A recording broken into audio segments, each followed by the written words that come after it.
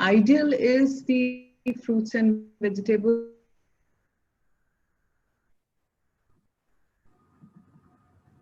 lot of preserves. Vitamin C will not harm since it's a water soluble vitamin. So it's all right, but always consult your physician before taking any supplements.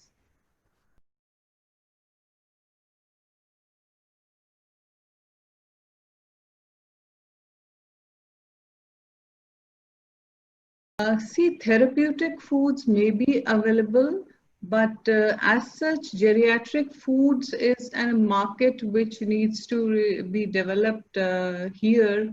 Indigenously, we rely on freshly cooked foods, but many times supplements like Horlicks, etc., are added to the milk and consumed, or milk powder is also added to beverages to increase the nutrient density. But as such, if you see the shelves in the market, geriatric food is a market which needs to develop, because most often families are catering to the needs, and many times elderly themselves are also equipped with this capacity of cooking basic meals, of putting rice, vegetables and dal together and pressure cooking to make it a khichdi, etc. But protein biscuits are available in the market, and like Threptin, etc. But geriatric food, for that matter, probably a practicing dietitian would have can throw more light on that.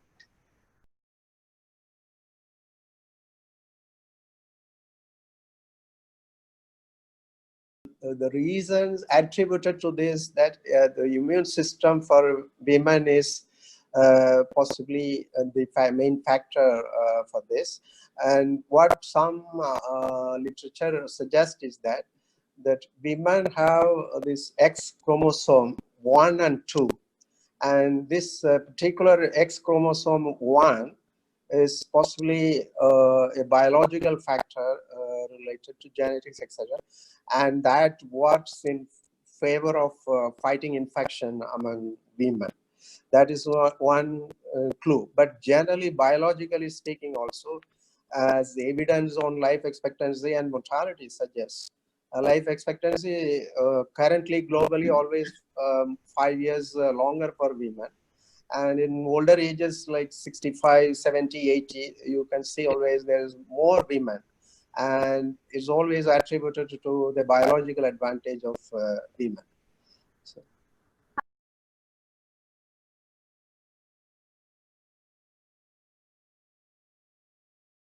There are tools available. There are very simple tools. One of them is what Dr. Arukyaswamy mentioned. Simple tool for depression can be something like a SESD or a PHQ-9 or a GHQ. That is something for depression. There can be something else for anxiety called the anxiety scales. There are many of them.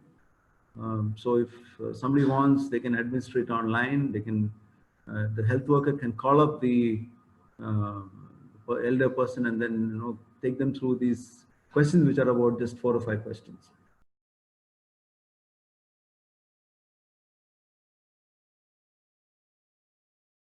The COVID-19 pandemic is like a disaster. As with other disasters that you see all over the world, first of all, usually people are looking at issues of living and managing daily life. Psychological problems might become manifest and become more problematic maybe a few months later on, once they have gotten used to their lives. So most people do not focus on psychological or mental health issues right in the beginning, because you're trying to save your life, or you're trying to be well, or you're trying to get provisions and manage how you will live at home. So people will start addressing mental health issues later on. But a problem that we have seen here at NIMHANS and many other psychiatric hospitals and many of the general hospitals is that because of the lockdown, and because people are not able to get alcohol and drugs, we have got in the last 1 month many people who have had a withdrawal symptoms with alcohol or other drugs. So they're not able to get alcohol or drugs from anywhere. So we have people who come with delirium, and that's a serious psychiatric problem. So in the first 1 or 2 weeks, we had both the young people and older adults who came with delirium because they could not get alcohol or because they could not get some drug that they were consuming. So that is a problem, but that has waned off. Right now, we don't have that as a problem, but we anticipated that in the coming month, there'll be a sort of peak of people who come with depression, anxiety, and people who have stayed away. Say they might have a pre-existing mental problem, a psychological problem. They've stayed away because that's not priority, but now that becomes worse, and they now come to the hospital because they can attend to it now, and the hospitals are open.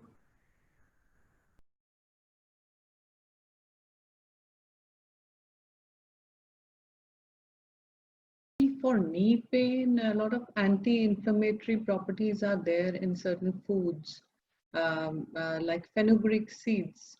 There is clinical evidence that it helps to relieve it. It is anti-inflammatory. So if you powder it and add to your cereal in chapatis or in your batters, it may help to relieve some pain. Although many times the extent of pain is too much, wherein allopathic drugs have to be taken for relief. For eyes, certain supplements have shown certain benefits. Beta carotene and other vitamin A has helped to avert the progression of the degenerative mechanisms. And although restoration of vision may not be possible, but we may avert further, problems.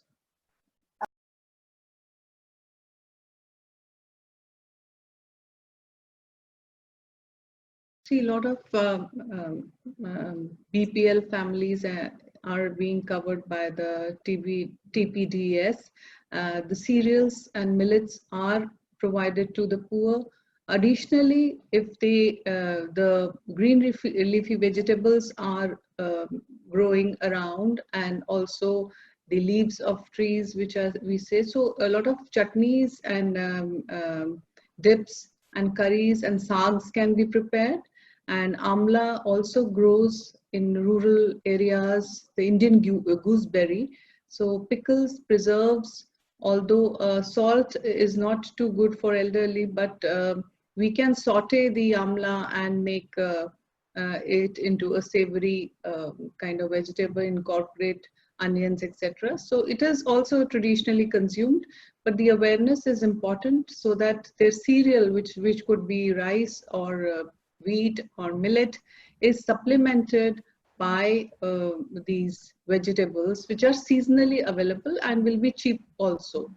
So it's important that they understand, and of course, if it suits their constitution, many times they may feel oranges and citrus fruits are not good for them, it aggravates pain or it aggravates allergies. Then it's important that we recommend some things which are also recommended by Ayush, which is Chyawanprash. It is traditionally liked and consumed by many elderly people too.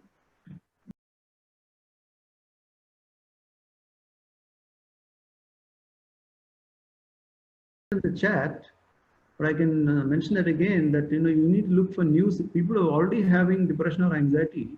You need to look for some new symptoms or worsening of symptoms.